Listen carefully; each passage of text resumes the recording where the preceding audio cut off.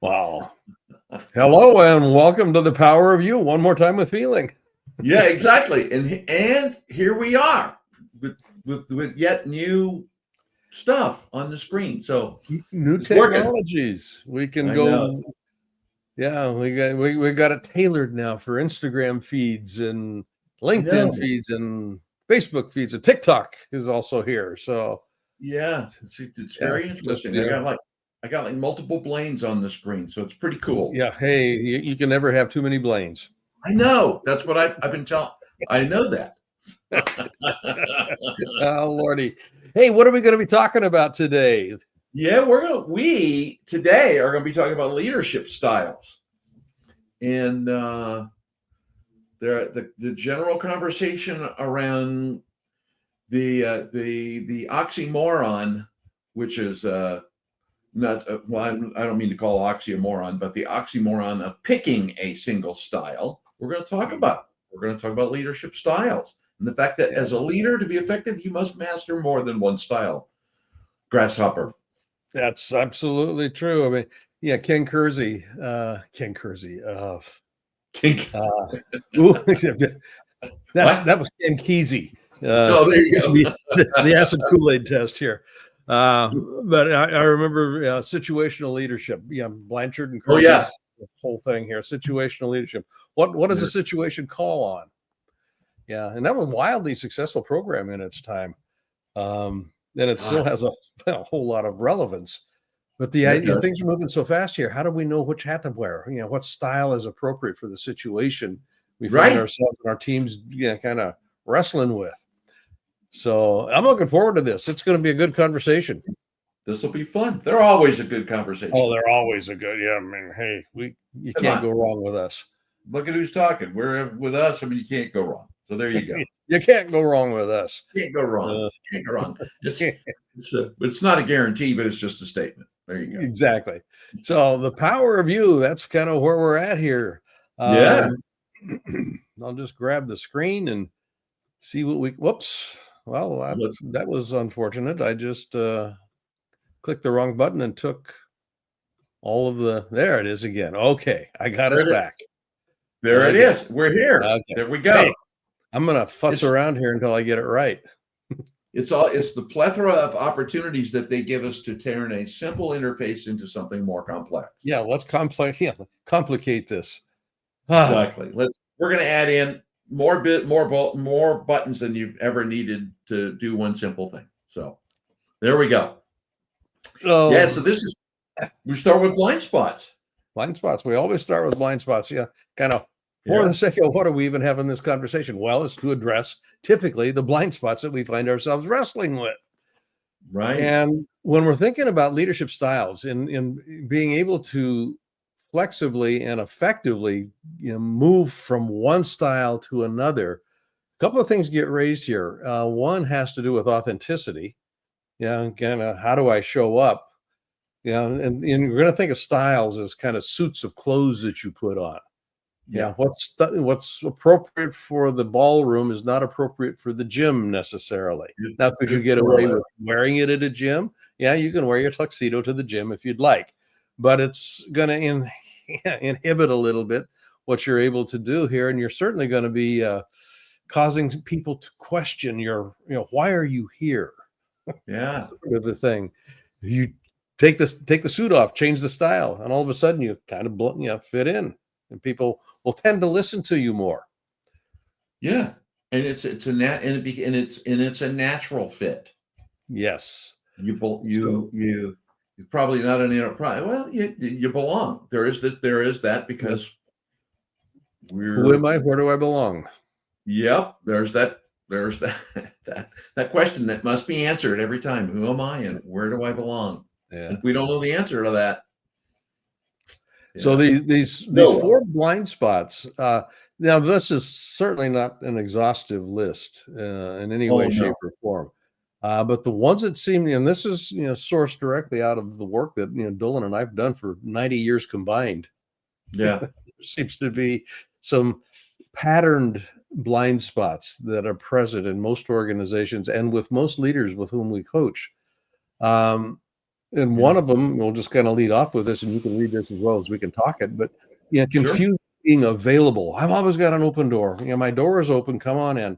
With building capability, not only for yourself, but building capability with your people and with your team. One of the ways that we define success over the long haul, the sustainable success, is being able to develop the capacity / capability to continuously start over. And that's a completely different conversation than most leaders are comfortable having. But I've got an open door policy. Come talk to me. What am I going to talk to you about? And what's the intent of that conversation? Just Yes. being available isn't enough. Yeah. Yeah. I love that. Always love that. That was back in the era of the 80s and 90s and, management to lead. Oh, I have an open door policy. Open door policy. You can Open door policy. We can get anything done because my door is always open. Yeah. No. Yep. No. And then number 2, you don't realize that too much consensus actually slows momentum and erodes trust. And it's which dovetails into that. It's an open door. So we're gonna run this thing, and we're gonna run it with consensus. And when we get into we'll hook back to this when we do the definition of leadership. Yeah. Kind of that difference between consensus, momentum, and eroding that trust. But it's interesting where it's put to a vote. We're going to think about it, and then we're going to put it to a vote. Now we're going to think about it some more because not everybody has agreed. Yep. And that leads directly into number 3. It's kind of like, because when people get a little squirrely around tension, it's kind of like, let's just get this resolved. So we get artificial harmony. We get compliant behavior. We get people avoiding making tough calls, all in service of the illusion of arriving at consensus. Consensus does not mean going along to get along. That's not what consensus means. You've got to actually ruffle some feathers and shoot some sacred cows in order to be effective. And how you do that from a leadership perspective, this is where you go back to the number 1 area up here: building capability, building capacity to have difficult conversations in service of a consensus-based outcome. Yes. Okay. But too much consensus, just driving for consensus in and of itself, you're going to slow things down dramatically. And people are going to really question what your motives are. You get caught up in that. I just was thinking about this morning, Blaine. It was one of those. It was an old acronym, EGAT. Everybody gets a trophy. Everybody gets a trophy. Yep. You showed up, you get a trophy. Thank you for being here. That's all good. Anyway, the last one, you missed that decisiveness is a form of. This is one of my favorites. Yep. Decisiveness is a form of care. When we think about compassionate capitalism, one of the things that people first off go to is compassion. That's too soft and squishy to be an effective tool in a business. Absolutely not. When you make a compassionate decision that takes into consideration constituencies that are 4, 5, 6, 7, 8 ripples out, that is a form of care. And it's a big decision because you may find yourself, saying to your team, we're not going to take that client on because it's antithetical to who we say we are. Yes. So that's a hard decision because it affects top line and bottom line outcomes. Right. And it's a form of caring for the culture, caring for the people. It's a form of caring that looks like integrity. Yes. Yep. Rule number 2 in decisions: is it in alignment with who we are? Who we are. Who we are. For the sake of what is the first? Yes. But I love that. And I think there's confusion. So as you can tell, as you're listening to this, we're going to talk about servant leadership, and we're going to talk about empowered leadership today. We'll just tease that out. We're going to talk about those two because there's the misnomer that I can do one, I can be this, or I can be that. It's not either or. No, you must be both.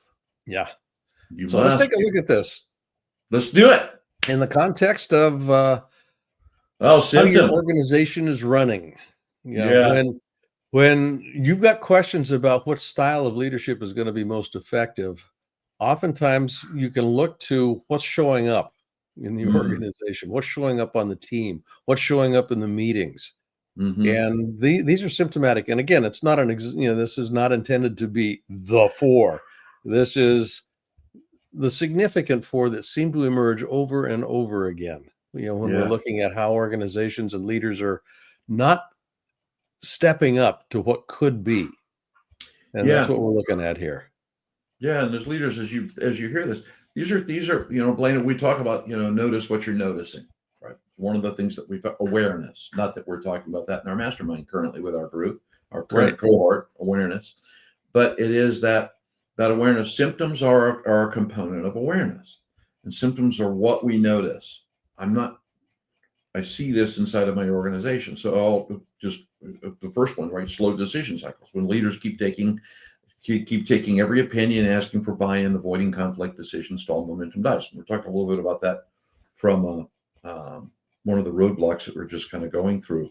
But when you're as the leader and you're looking inside of the body of your organization, remember there is leader you, and then there is leader them. There are other leaders in your organization.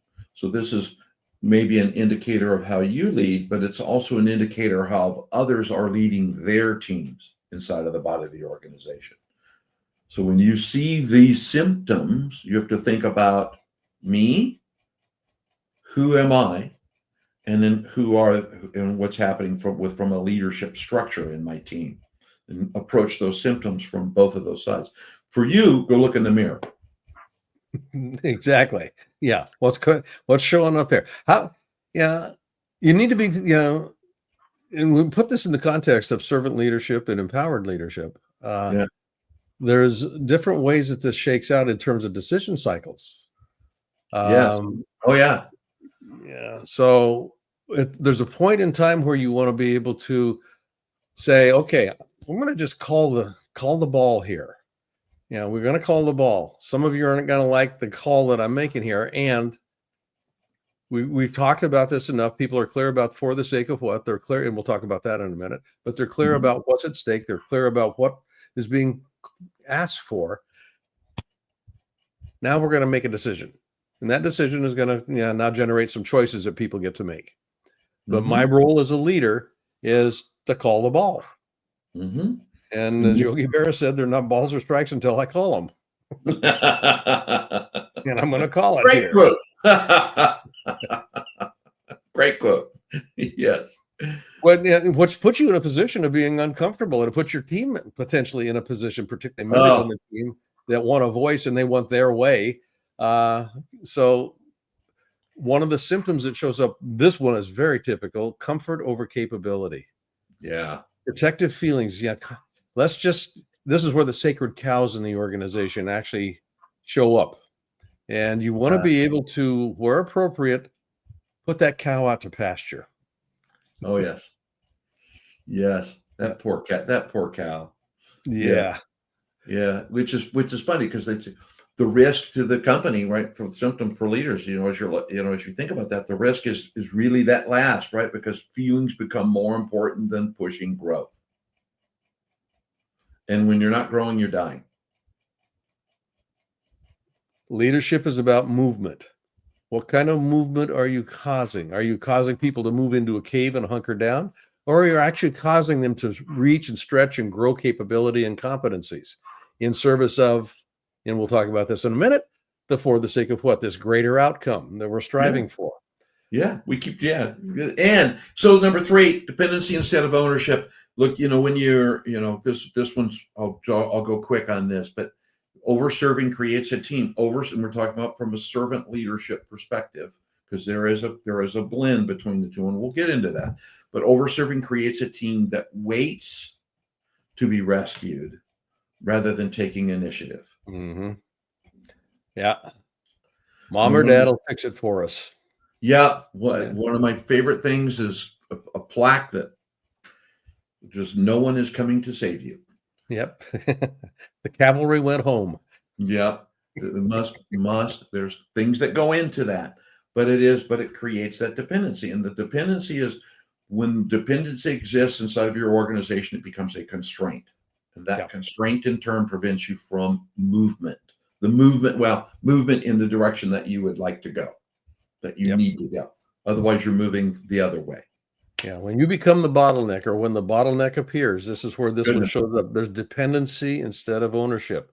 People say, okay, we can't move until he or she checks that box or pulls that pin or whatever it is. And they feel as if they have no agency. They feel as if it's being done to them, rather than saying, I can use this. Let get out of the way. Let's go. That sort of a thing. Yeah. Which, is the opposite of paralysis in the face of change or disruption. Right. When you have change or disruption going on in the system, you want all hands on deck. You want as many eyes on this thing as you can get, because it's the disparate vantage points, the different points of view that you can use to curate a new solution instead of an old solution that got you here in the first place. So, and looking where the culture comes into play here. Yeah. How does all of this happen? Yeah. How does the culture address change? The problem with change, and you hear us talking about this a lot, problem with change is the disruption to existing relationships that change causes. And that's absolute manna from heaven for leadership direction. Leadership is about relationships. Leadership is about relationships. Relationship to what? Relationship to this new ideal, relationship to this new work process, relationship to the change. How do you curate an effective conversation as a leader? Do you need to be in a stewardship role here, where you're looking at how can I bring resources to you? Or do you need to be much more in a capability enhancing, developing role? Right. Different styles, and you'll have different conversations depending on the style. Yeah, very much so. Yeah, so 4 symptoms, and there are many other symptoms that can involve, but the 4 that piqued our interest, and there's just things to listen for. Notice what you're noticing. Not only notice in yourself, but be self-aware to to catch yourself in these thoughts and in these moments. And they're going to occur. They are going to occur, but be aware of your team and those who are leading others throughout the body of the organization. So, and this, I like this quote. My job isn't to make everybody comfortable. My job is to make everyone capable. That's the role of a leader, to continuously develop our people. If people aren't developing, if they aren't expanding, if they're not growing, I'm not being effective as a leader. So leadership is less about setting direction and more about developing capability, competency, capacity. That's what leadership's about. All the C's. All the C's. All the C's, as they all come together. And that's what we're going to spend. We'll spend some time about that. That's what we're in for today. Yep. So, leadership. You go. However I structure my style. I mean, you can look at Genghis Khan, you can look at Mother Teresa, Mahatma Gandhi. Everybody had a different style. And typically, they would default to one that was kind of their favorite. It's, kind of, I like this suit of clothes. It's comfortable. We're looking here at how do you actually shift around the suits of clothes that you're wearing, which goes directly to part of what we're talking about here. Leadership is the activity of influencing others. This isn't a command and control. And most people will think, I say most people, typically what happens is when we start talking about styles in a leadership conversation, they're thinking about what kind of a position do I need to take for a command and control sort of an event to occur. Okay.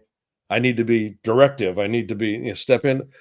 That's part of it, but that's not what we're talking about here. We're really talking about style from the standpoint of influencing in a given situation. If people are frightened, if they're uncertain, if they're not clear about what's needed, what style is going to be something that will influence them to take a breath, settle down, start exploring, whatever it might be, before you open your mouth. How do you level set the playing field before you open your mouth and begin a conversation? That's what influencing is about. How do you influence people to pay attention And that moves us in then into co-creating. Yeah, co-creating idea transfers. It's not just my idea any longer. Now it's our idea. You gotta say so here. This can get confused with consensus building. That's not what we're talking about. We're talking about co-creating. Well, yeah, and this is the worthy ideal. We're going to talk about that in a minute. But what's important? What matters here? Once we land on that effectively, now you're going to be doing a dance into the unknown. Okay, what's the music that we're going to be working with? What's the steps that we're expected to leverage? How do we do this dance? We step on each other's toes. How do we address that? That's the whole notion of coordinated movement. It's not sitting around a campfire singing Kumbaya.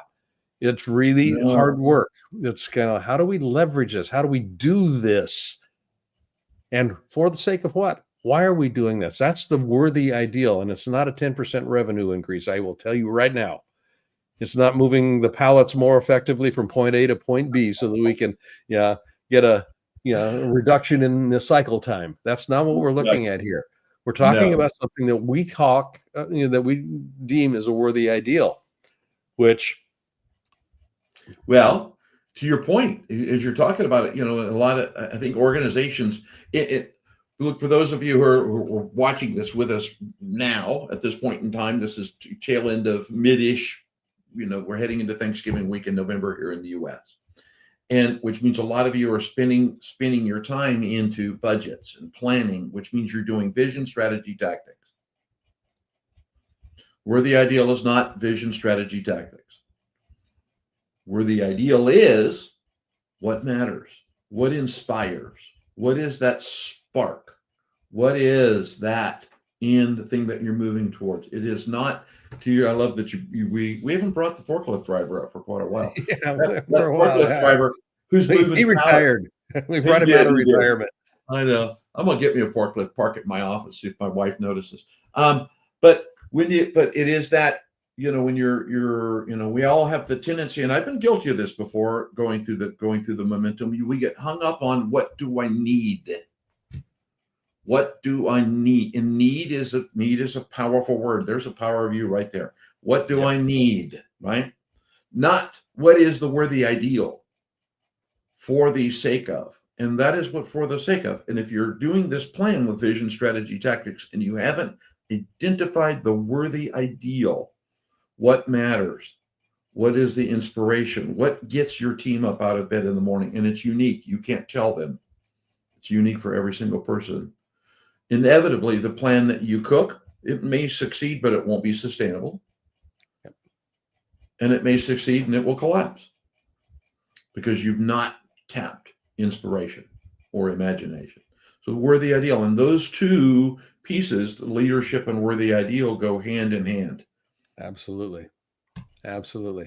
So we're talking primarily, and we're isolating two styles.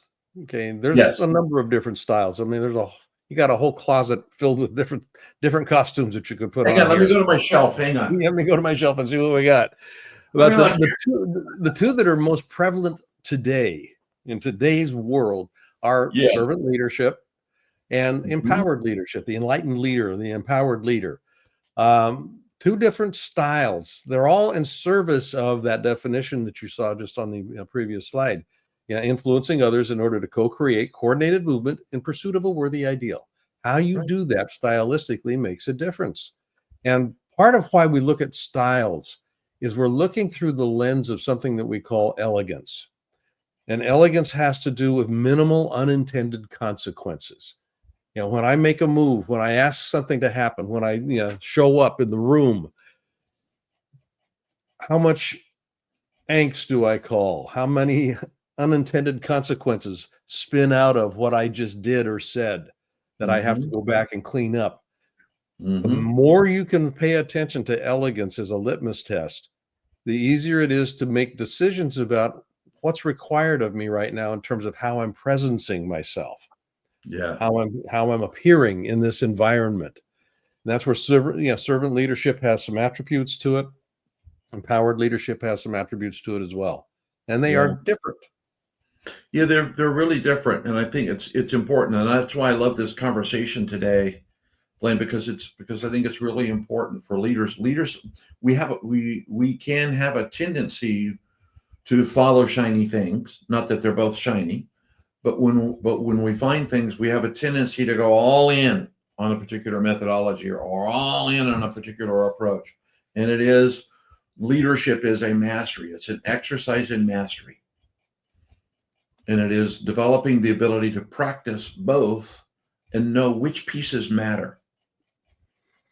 Which pieces do I use to become the most effective, to create that elegance, to create that momentum inside of the body of your team?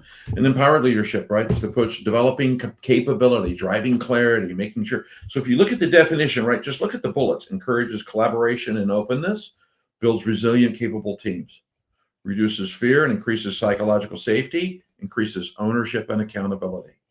And if you think about those bullets, they are, to make them both work appropriately, they blend. They are blended. You must have both to succeed.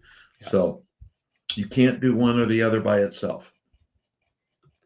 You can try. You can try. And then, there's these two guys, Blaine and Doland.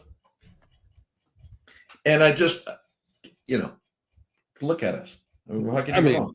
What could go wrong? What could possibly go wrong? What could possibly go wrong? But when you combine the heart of service with the strength of empowerment, which is what this is when Blaine and I coach and lead our mastermind, co-lead the mastermind, Solo Business. It is this conversation around mindset, heart of service, and the strength of empowerment to create leaders that people trust, they're willing to commit and follow, and even more importantly, stake their inspiration on. Yep. That's a hugely important thing that a lot of leaders miss. That individual on your team, they are staking their inspiration on you. That's a component of who you are. And through that, they become a team that performs. Staking their inspiration. We're going to talk about that next week when we take a look at just kind of the migration cycle of a new team becoming a high-performing team, and what's the leadership call, and in that developmental cycle. Yeah, it's a real interesting matrix. To play with. Curating the inspiration. I mean, again, this goes back to an earlier power of you that we talked about, the distinction between motivation and inspiration. Motivation's external out there. You hit that target, I'll give you a bunch of money. That's a motivator. That doesn't work for everybody. But motivation is externally organized and oriented. Inspiration comes from inside. And as a leader, what you're continuously doing is ideally curating people's ability to keep connected to that inspiring vision, dream, whatever it is that you want to, label it, but it comes from them. It comes from inside. You can't give it to them. You can't call it out. You can't impose it. It's kind of like you ask the right questions, boom, something opens up, and now they're inspired. It's kind of, ooh, I get to have, do, or be that. If we do this, put me in, coach. Put me in. I'm ready to go. Yeah. So that's what leaders are doing, is they're curating that inspiration in service of the realization of that worthy ideal, because that worthy ideal lives inside. Yeah, it's so important. It's just so important. So let's talk about balancing service with empowerment. You want to do the first one? Do the first one, and I'll follow. We'll tag you. It's so well rehearsed. I mean, we know what we're doing. So, serve by strengthening, not shielding. Yeah, I mean, this one gets to be interesting. In my experience, protecting the team from hard moments. Well, I don't want to disrupt their process by giving them, this potentially bad news. Well, so we're going to keep them in the dark. Yeah. Going to keep them in the dark. Or we'll parse out information. We'll just kind of need to know. It's a need to know basis. Right. Well, you've got different parts of the team that are operating with inaccurate information. And I say inaccurate, it's kind of like blind people trying to figure out what an elephant is just by going up and touching it. Right. If I don't have the whole picture, it becomes real difficult for me to integrate, co-create, coordinate movement, Yeah. that sort of thing. And oftentimes leaders will do this because here's the interesting thing. They think it's about trusting the team or trusting the members of the team to do something with it. It's not what it's about. It's about the leader trusting him or herself to handle the consequence of being fully transparent with this group of folks that are going to help me get to the promised land. Do I trust myself to handle the consequence of blowback, of disappointment, of anything that might come along with this? That's what we're looking at here. So that's why people stop sharing information and start parsing information, thinking that they're protecting. No, Mhm. you're not. You're really not protecting. You're constraining capability. Mhm. That's so true. Such a powerful thing. Then make the call, own the call. And just for the sake of those that are listening, when you make the call and own it, you give your team the clarity and confidence they need to move with purpose. When you again going back, I think one of the things in leaders that we it's easy, I think, Blaine, to forget about is in the course of a day, there's a million micro decisions that occur. Mm-hmm. And which is fundamentally what we mean by the colloquialism, make the call. Yep. Make the call, decision. And when you take that stance, in that, to paraphrase it, it creates accountability. And accountability is not a Trello board. Gotta say every time I say accountability, it comes out of my mouth. Accountability is that commitment that we make to and with each other to move towards a common goal or outcome. It's that commitment. And when we do that, we make the call, and when we own it, it creates that opportunity for accountability. Accountability engenders clarity. Clarity creates confidence. When people don't have clarity, they make up their own story. Yep. And they will. Then can of worms, a plate of spaghetti. Everybody going in different directions. I got to track down the old cat herder commercial. We got to play that sometime on a Power Review, just for the heck of it. But that's really important. Make the call, own the call. And by the way, as Blaine also mentioned in the previous bullet, when you make the call and own call, you're willing to assume the risk, assume the responsibility, assume it was my call. Yep. I made the call. Buck stops here. Yeah. So they're like President Truman. Think of those decisions as leaves on trees. You may have a big decision, but there's a million micro decisions that occur around it. So. And going back to the Netflix comment here, push for growth, not comfort. Your role isn't to eliminate discomfort or make people comfortable. It's to turn the anxiety into a developmental opportunity. Yeah. What do we need to grow? The anxiety comes out of a lack of familiarity with the environment. And I say lack of familiarity, I'm talking about what's required now. Something new just got introduced here. What's required now? And that lack of familiarity translates into anxiety. The fear of the unknown. What do we, all of that stuff. So your job isn't to take that away. Your job is actually to leverage that, and to push people more. And I say push in a directive sort of a fashion here. This is the distinct stylistic different. You're developing capability. You want to keep people turning towards that discomfort, turning into that discomfort, actually leveraging it, reaching into it. What's in here? What do we need to learn? How do we need to be different? That's what you want to move people into. Leadership is about causing movement.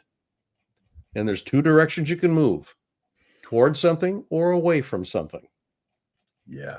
So you want to be moving towards capacity building, towards capability building. That's what you want to be having your team grow into. People give you what they perceive you're willing to settle for. And if you're willing to settle for average, if you're willing to settle for, this is good enough, that's what you're going to get. You're not going to get growth. You're going to get, I got away with it. You're going to get compliance. That's what you're going to get. You want to be able to grow. Yeah, I love that. Growls. We'll have to do one just on growls. Just on goals. Just on growls. And then last one, again, we've talked a little bit about this. This is a little bit of a different look at autonomy. But when you're creating autonomy, real service means giving people the expectations and standards they need to grow. So stop there. That's a period. The end. Stop there. And the rest of it is in guiding them with honesty and compassion as they write them in. But stop with real service means giving people the expectations and standards they need to grow. Yeah. You're free to do whatever you want as long as it's within certain parameters, standards. Okay. This is where your culture comes into play here. That's culture in a yes. What are the cultural imperatives, our value set? The core values that we operate of, not the ones that we've got posted up on the wall, but the ones that we actually, there's the espoused values, and then there's the values in practice. They'd better match. They had better match. Right. Yeah. And they have to. If they don't, if they're not congruent, if you're out of alignment, you're going to get a result you didn't expect. Or want. Yeah. Or desire in any way, shape, or form. Yeah. So leading with heart, deciding with backbone. Okay? Yeah. Compassionate capitalism requires compassionate leaders. Now, compassionate leaders aren't soft and squishy. Compassionate leaders have a heart. They recognize that everything is connected, but they also have a backbone that says, trust me, I can and will make hard decisions that are in service of recognizing that everything is connected and there are ripple effects that happen here. And we have a business that needs to be profitable. How do you reconcile those two things? That's where heart and decision come together. Yeah. Backbone and heart. What are we doing here? Caring deeply and making tough decisions. Yeah. And it's funny because I love that statement, but lead with heart, decide with a backbone. Deciding with a backbone is tough because it's scary. Mm-hmm. That's why you get paid the big bucks. It's scary. It's scary. What's the old John Wayne quote? Courage is the willingness to ride into battle on your horse with pea-soaked pants. So pea-soaked pants, yes. Yeah.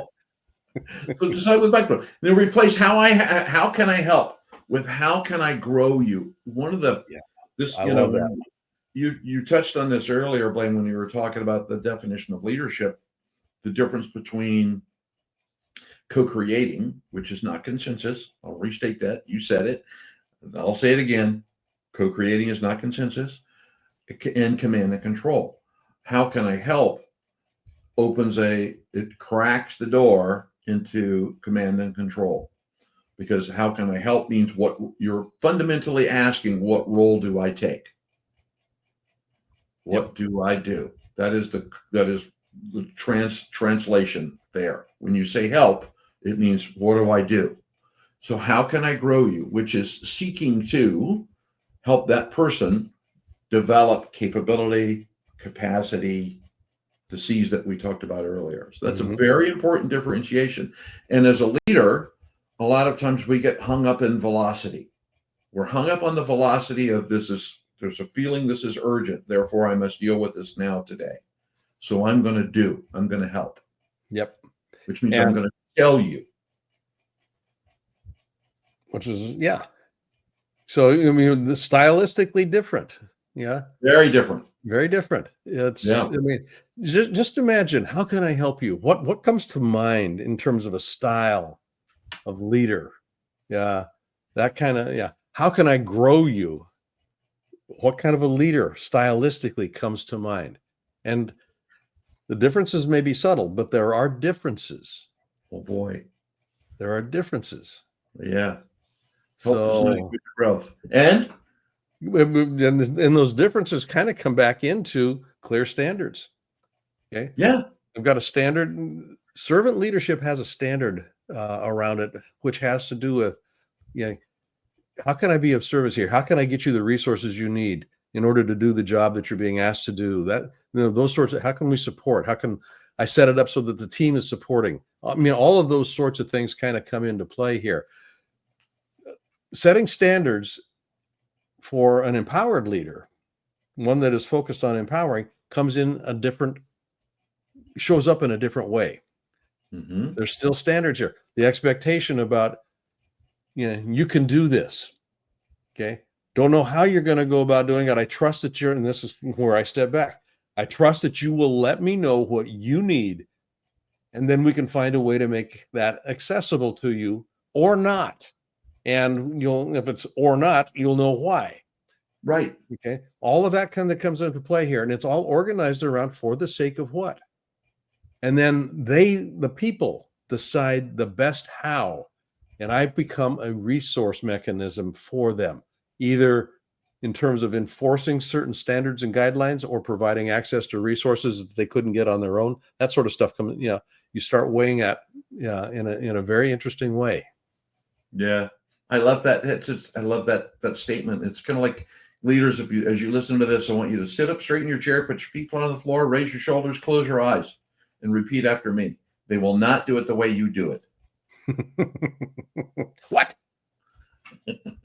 So you gotta trust them with the how, and then make discomfort, and which hooks into that next sentence, which is make discomfort safe, not avoided. The discomfort is it's the fall 6, rise 7. Empowered teams are willing to have the conversations. There's no fear or consternation. That's a $2 word. Around the fact that I'm going to go try, and there's risk involved. It's a 50-50 shot, hopefully maybe better odds, but whether it's going to work or not work. If it's not going to work, you do less. If it does work, you do more. But the fact that you have a hard, clear conversation around that is very important. There's a bunch of ways to do that. But the most important thing is when you set the standards and then step back, it's safe to have that conversation, and you don't avoid the conversations. Mm-hmm. And safe doesn't mean not difficult. Correct. Okay. It just means you don't have to worry about getting your head handed to you. Oh my goodness. Yeah. Yes. And as a leader, it's tough. I'll tell you, there were points in my career where I knew I had to step in and have an uncomfortable conversation, and I just didn't want to do it. Yeah. Yeah. Which goes literally to this bottom point here. Serve the mission first. Mm-hmm. Why are we doing this? For the sake of what? Anchor decisions to the mission and protect the team's long-term success, not just their short-term comfort. Okay, long-term success. It's a long road here. We've got whatever we've got set up in here, for us to accomplish in the next X, Y, or Z time frame. Right. We're going to have some missteps along the way, and there will be a risk inherent in most process to kind of go, we got over that hump. Let's just kind of settle in here. Kind of like, yeah, I love you guys. I mean it. Yeah. Are you surprised? I'm surprised. Yeah. So serving the mission first here says essentially, hey, now here's what's next. Here's what's next. Yeah. Go, well, wait a minute. We just got over this up. I'm going, hey, way to go. We'll celebrate that. And it's now time to move again here. That's your short-term comfort. Yeah, we'll take a moment here, take a deep breath, but that's not going to be what organizes what we're doing next. The next one has to do with what the mission is, what the for the sake of what is. How do we need to organize and probably reorganize in order to go to that next level, that next step? It's going to require us changing seats. And Jim Collins, get the right people on the right bus sitting in the right seats.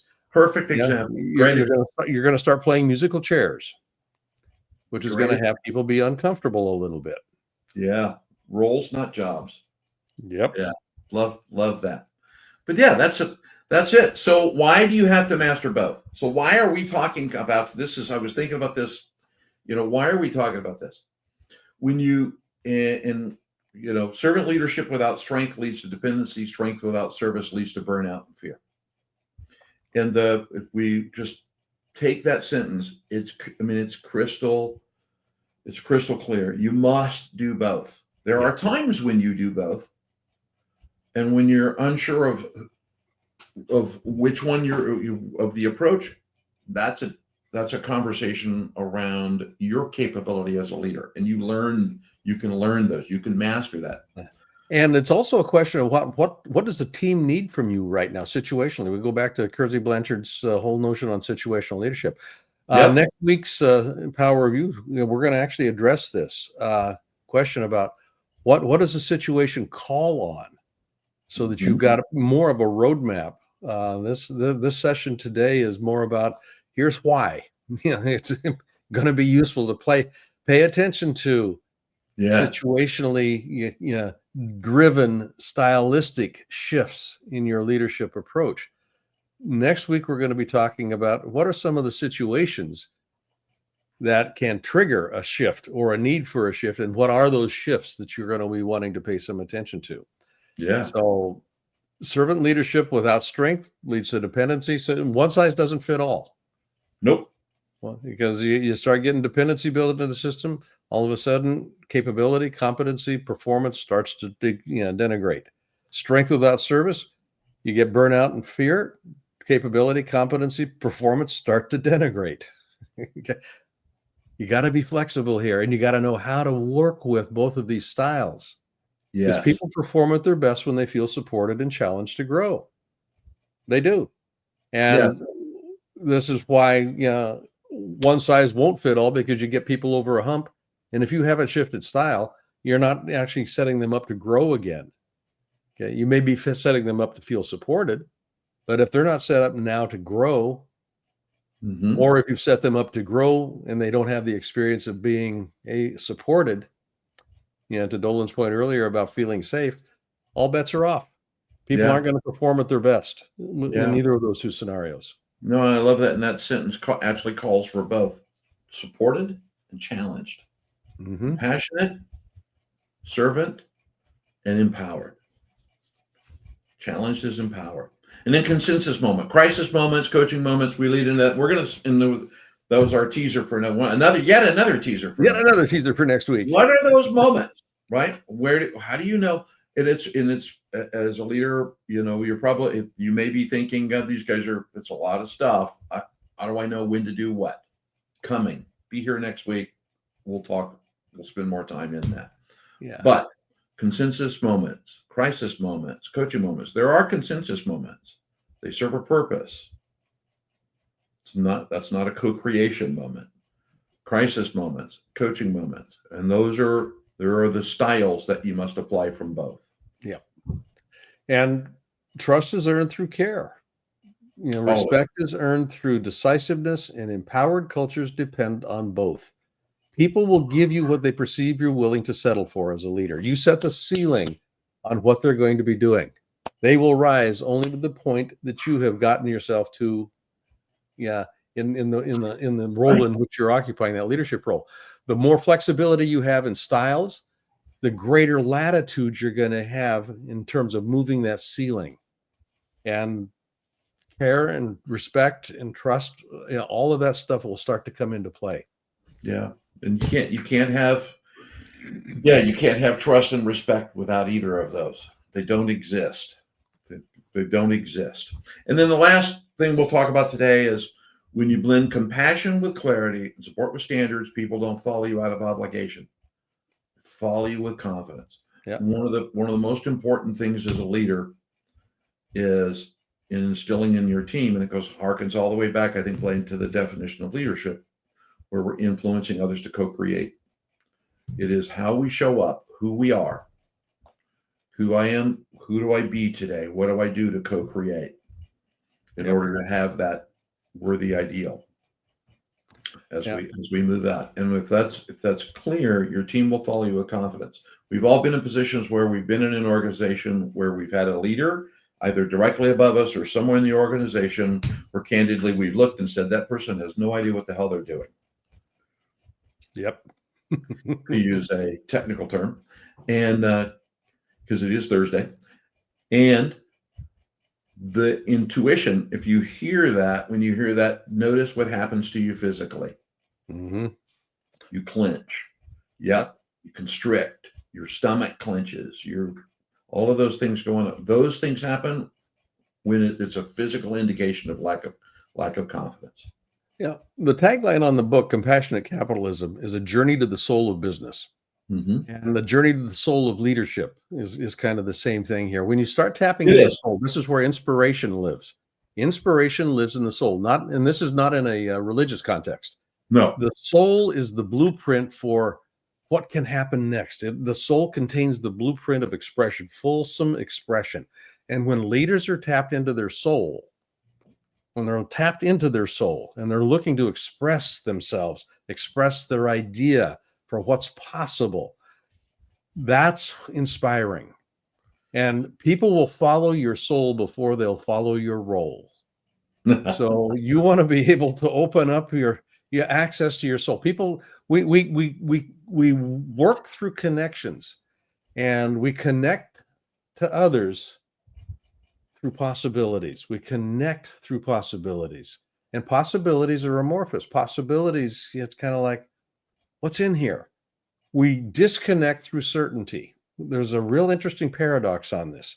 So Mm-hmm. you have to be vulnerable enough to be able to shift roles, to shift roles, not so much roles, to shift styles in Yeah. your role as a leader, and still remain available.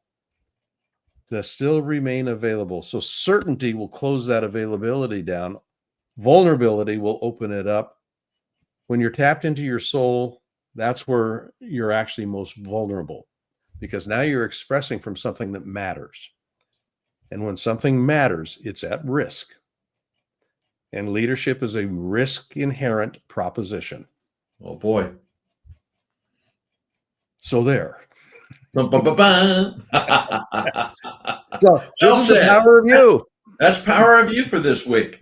The styles of leadership styles. Next week, we're going to go into a deeper dive on this. We're going to actually introduce a matrix that I think you're going to find highly useful. And we encourage you to show up with us again next week. Yeah, please do. Please do be with us. Thank you for being with us today in whatever form you are with us. I don't know.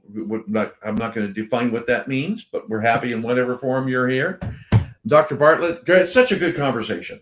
I love this. Yep. And there is a curated library. Yes. We are posting all of these things up in a library.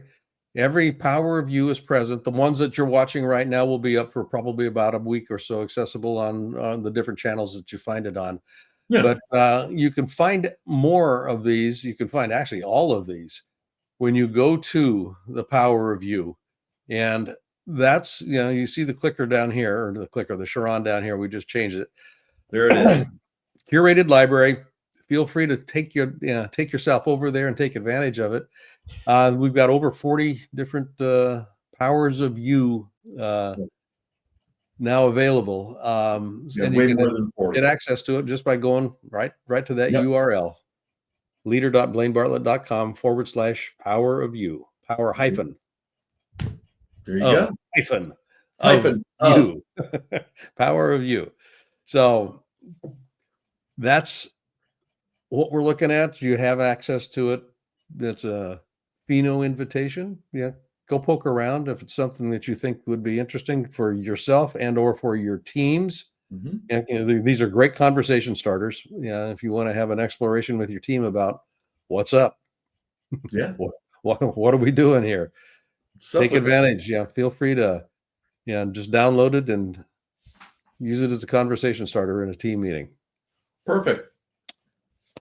See you next week, folks. Thank you for listening. See you Thursday.